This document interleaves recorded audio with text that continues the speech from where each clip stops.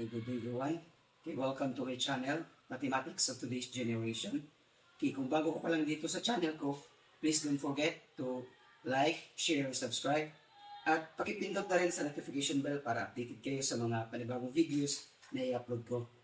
Okay, by the way, if you are a mathematics contestant, a math coach, or a mathematics enthusiast, then this tutorial is for you. So without further ado, let's solve this problem. Okay, so we are now on problem number 10, okay, system of equations 3. So by the way, this problem is taken from the previous Philippine Mathematical Olympiad, and we're going to solve this in a very easy and systematic manner. So we have now the non-zero numbers x, y, and z satisfy the equations xy equals 2 times x plus y times z equals 4 times y plus z, and xz is equal to 8 times x plus z. Then, we are tasked to find the value of x. Okay? By the way, there are so many ways to solve this problem, but in my own experience, I will solve this in this manner. So, for a solution, so I'm going to use first the third equation. I'm going to solve for z in terms of x.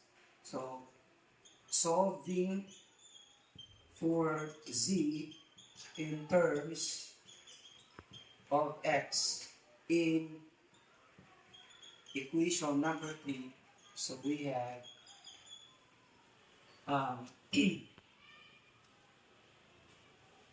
xz is equal to 8 times x plus z. Then applying the distributive property on the right-hand side of the equation, so we now have 8 times x, we have 8x, then 8 times z, we have 8z, then we have xz. Then we're going to combine terms that has a z variable, so it means we're going to place 8z to the left-hand side of the equation, so we now have xz, okay, from positive it becomes negative, 8z is equal to 8x. So we apply here the addition property of equality or subtraction property of equality, depends upon what orientation of the property that you know. No? Then here, so it has a common factor which is z. So by factoring this out, so we have now 8 minus x and z is equal to 8x. Okay, then, dividing both sides of the equation by x minus 8, so we now have z is equal to 8x over x minus 8. Okay, so this would be the equivalent value for z. Okay, next, okay, we're going to use equation number 2, then we're going to solve here y in terms of z. Because after this, we're going to substitute the value of z, which is this one, okay, in order to express y in terms of the x. And then later on, we will use this first equation by substituting the value of y, which is in terms of x already. So, next, solving for y in terms of z in equation number 2, so we get yz is equal to 4 times y plus z. Then again, applying the distributive property, so we now have 4 times y, we have 4y, plus 4 times z, we have 4z. Then, we're going to combine terms that have y variable. So it means we're going to place this term to the left-hand side of the equation. So we now have yz minus 4y is equal to 4z. Okay? This becomes negative 4y because from the right-hand side of the equation, it is positive. So it becomes negative to the left-hand side again. So, factoring this out, So we now have z minus 4 times y is equal to 4z. Then dividing both sides of the equation by z minus 4, so we have y is equal to 4z over z minus 4.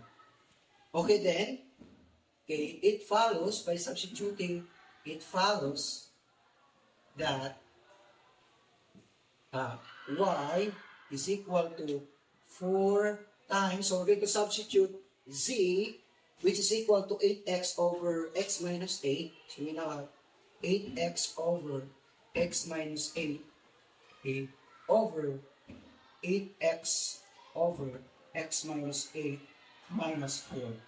So simplifying this expression, okay, we now have 4 times 8x, so we now have 32x over x minus 8 over, so we now have 8x, then x times negative 4, so we have negative 4x, then negative 8 times negative 4, we have positive 32, okay, over x minus 8.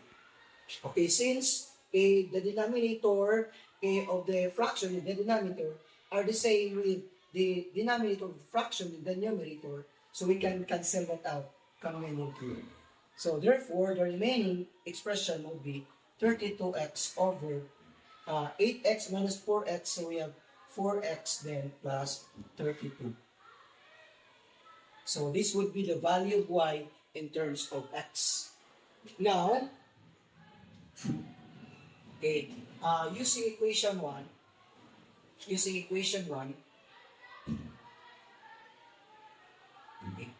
so using equation 1, we have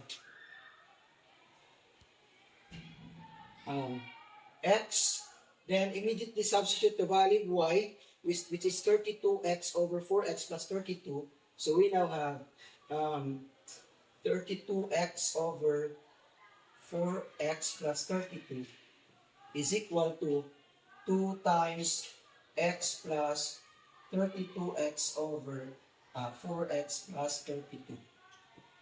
Okay. Then, by distributive property, so we now have x times 32x, so we now have 32x squared over 4x plus 32 is equal to 2 times x, so we have 2x, then plus, okay, 2, okay, take note that 4x plus 32 has a common factor which is 2, so we can immediately divide it. So we now have 4 divided by 2, so the remaining would be 2x, then 32 divided by 2, so the remaining would be 16. So we have 32x. Ayan. Then, to eliminate the expression in the denominator, so we need to multiply both sides of the equation by 4x plus 32. Okay, so 4x plus 32 divided by 4x plus 32, so the remaining will be 32x squared, because that is equal to 1, no? Then, 4x plus 32 times 2x, so we now have 8x squared. Then 32 times 2x, so we now have plus 64x. Then plus, okay, 4x plus 32 divided by 2x plus 16, so the result would be 2, then times 32x, so we have 64x. Then, combining like terms, so we now have 32x squared minus 8x squared is equal to 64x plus 64x, so we now have 128x. Okay, then 32x squared minus 8x squared, so we now have 24x squared is equal to 128x. Take note from our assumption that x being a non-zero real numbers, so it means dividing by x is okay, no? So it is defined. So by dividing both sides of the equation by 24x, so that we can eliminate 24 and x here.